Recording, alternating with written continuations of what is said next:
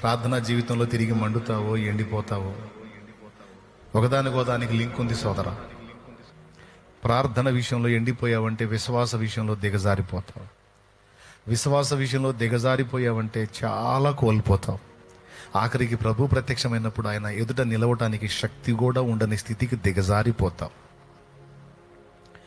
మనుష్య కుమారుడు మళ్ళా ప్రత్యక్షమైనప్పుడు భూమి మీద విశ్వాసము కనుగొనునా అన్నాడు యేసయ్య. అంటే చాలామంది విశ్వాసాన్ని కూడా కోల్పోతారు. ఎందుకు కోల్పోతారు? నేను చెప్పిన ఈ కీలకమైన వాటిని నిర్లక్ష్యం చేసినందున విశ్వాస విషయంలో బలహీనులై భ్రష్టులై రేపు చాలామంది విడవబడిన పరిస్థితుల్లోకి వెళతారు. విశ్వాసులే విడవబడిన స్థితిలోకి వెళ్తారు. అలా వెళ్లకుండా మానక ప్రార్థన చేయాలని ఆయన ఉపమానం చెప్పాడు.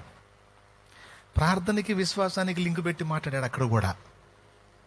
మీరు ఆలోచిస్తే అదే కనపడిద్ది. లూకాసు వార్త 18లో ప్రార్థనకి విశ్వాసానికి లింకు పెట్టాడు. కొంచెం ఆలోచించి చూడండి. అయిపోయింది, ఇక నేను ముగించా. ఇందాకనే బైబిల్ మూసేశా. ఇంకా మిమ్మల్ని వదిలేస్తా, ఇంక ఇబ్బంది పెట్టను. మీరు మళ్ళా మీ ప్రార్థనా జీవితాన్ని పునరుద్ధరించుకోవాలి. మళ్ళా మండాలి, దేవునికి దగ్గర అవ్వాలి, ఏకాంత ప్రార్థన అనుభవాలు తిరిగి పునరుద్ధరించుకోవాలి. నునుపెక్కిన మోకాళ్ళు మళ్ళా నలుపెక్కాలి.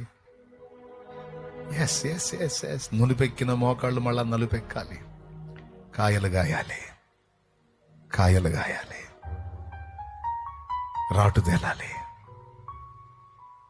మన గుర్తులవేనరా దేవుని బిడ్డలారా, మన గుర్తులవే.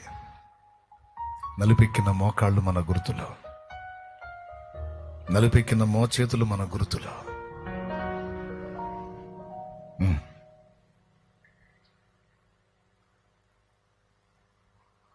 మానక విజ్ఞాపన చేసినటువంటి ముసలామని చూపించి, అన్యాయస్తుడైన న్యాయాధిపతి న్యాయం చేశాడు కదా, మీ పరలోకపు తండ్రి మీరు మానక మొర్ర పెట్టుచుండగా మీ ప్రార్థన విని మరి నిశ్చయముగా మీకు న్యాయము తీర్చును కదా.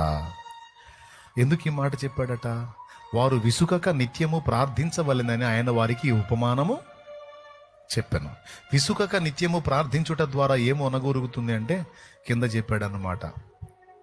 అలా మీరు లైన్లో ఉంటే విశ్వాసం లైన్లో ఉంటుంది.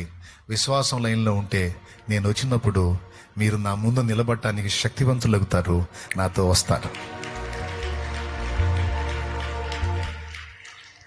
విశ్వాసం అనే దీపం ఆరిపోయిందనుకో, అన్నీ కోల్పోతాం, రక్షణ కూడా కోల్పోతాం. అందుకే నా యేసయ్య చెప్పాడు, మీ దీపములు వెలుగుచుండనీయుడి అని. పౌలన్న ఏమన్నాడు?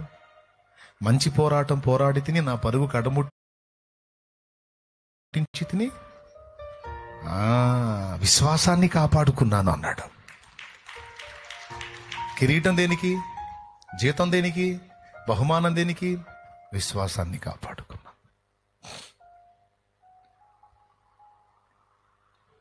ఏమన్నా అర్థమైందని నేను చెప్పింది? ఎంతమందికి అర్థమైంది? నిజంగా అర్థమైందా? పడిపోయిన బలిపీఠాలు మళ్ళీ కడతారా?